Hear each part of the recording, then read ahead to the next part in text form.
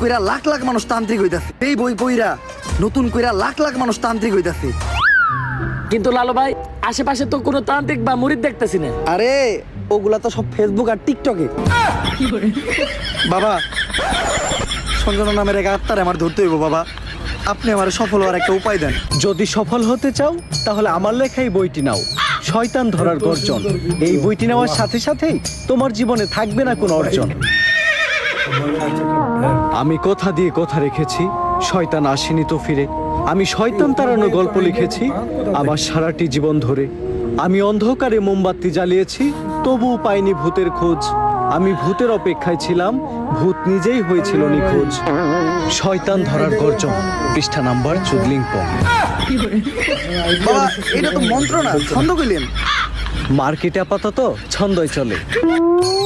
বাবা বইটা একটা আমারও লাগবো, দাম কত এটার? মাত্র 1000 টাকা। 1000 টাকা দিয়ে আর কিনুম?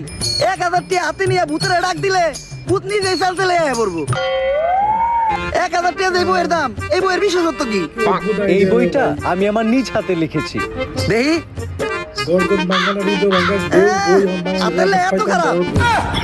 দেখি এই বইয়ের প্রথম পৃষ্ঠায় কি লেখা? মানুষকে ভোদাই বানানোর 100টি উপায়। 1000 টাকা দিয়ে 120টার এই বইটি নেন আর ঠাস কইরা ভোদাই হয়ে যান। এখন সফল হইতে গেলে তো এই বইটা লাগবেই, তো এই বইটা আমি নিয়ে গেলাম। বইয়ের টাকাটা? ওইটা আমি হোয়াটসঅ্যাপে পাঠাই দিব।